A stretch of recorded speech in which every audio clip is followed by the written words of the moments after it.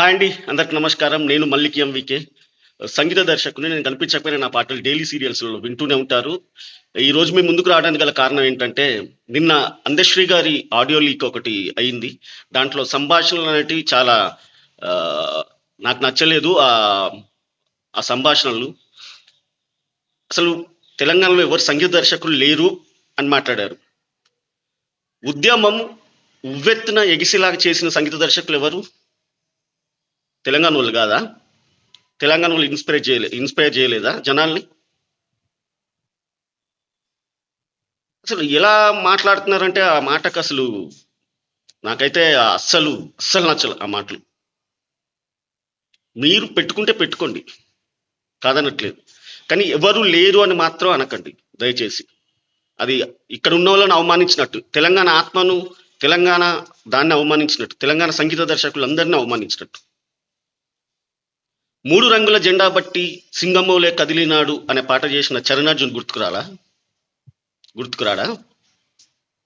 అంత పెద్ద పార్టీని ప్రభుత్వంలోకి తీసుకొచ్చేలాగా తయారు చేసిన ఆ పాట.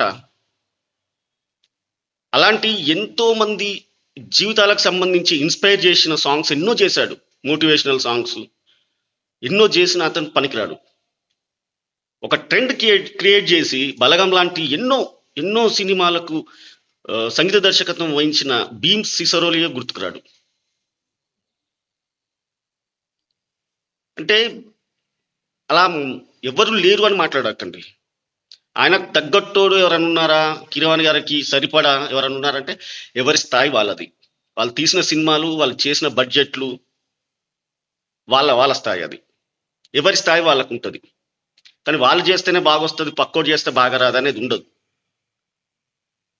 ఇది అవమానకరమైన తెలంగాణ సంగీత దర్శకుల్ని చాలా అవమానపరిచినట్టు ఈ మాట. ఈ మాట ఖచ్చితంగా అందశ్రీ అన్న వెనక్కి తీసుకోవాలి. తప్పు అది.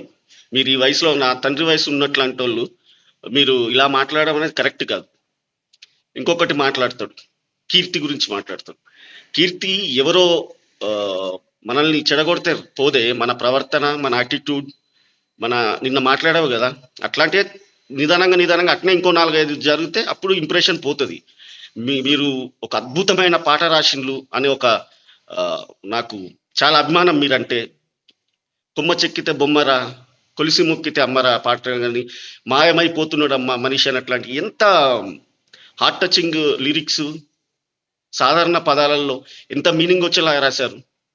మీరు ఇలా మాట్లాడడం కరెక్ట్ కాదు. సంగీత దర్శకులు చాలా మంది ఉన్నారు ఇక్కడ. చాలా మంది ఉన్నారు. ఆ చాలా మంది ఉద్యమం నడిపించారు ఇక్కడికి వెళ్ళి పాటలు చేసి రాసి.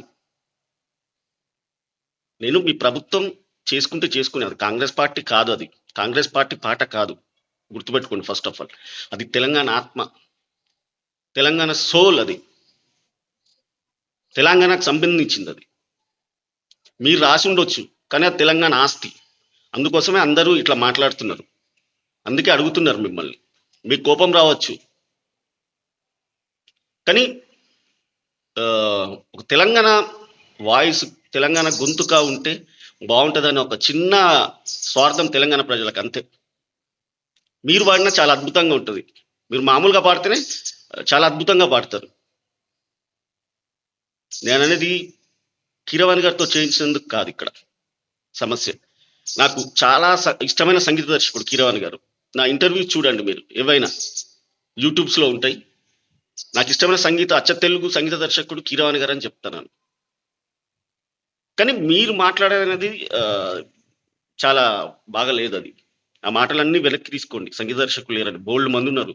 రవి కళ్యాణ్ ఉన్నాడు, కార్తిక్ కొడకండ్ల ఉన్నాడు, ఇట్లా చాలా మంది, అనేక మంది ఉన్నారన్న. నువ్వు లేరని అనుకోకు. సంగీతం అంటే ఇక్కడ తెలంగాణ ఆత్మ తెలిసిన వాళ్ళు చాలా మంది ఉన్నారు. ఆ మాటలన్నీ వెనుకకు తీసుకొని దయచేసి మీరు ఇంకొకసారి అట్లాంటి లూజ్ టంగ్స్ యూజ్ చేయకండి. మీరంటే గౌరవం చాలా. మా తండ్రి వయసు ఉన్న వాళ్ళు మీరు.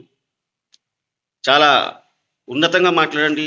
అది చేయండి, మేము చేయించుకుంటున్నాం, ప్రభుత్వం చేస్తుందని చెప్తే అయిపోతుంది. దానికి ఎందుకు ఇంత? మన తెలంగాణ గీతం ఒక ఆస్కార్ అవార్డు గ్రహీత చేస్తే కొంచెం బాగుంటుందని చెప్పండి, చెప్పుకోండి. ఎవరైనా అడిగితే అందరు ఆలోచిస్తారు, అది చేస్తారు. కానీ ఎవరు లేరు సంగీత దర్శకులు అని మాత్రం అనకండి దయచేసి.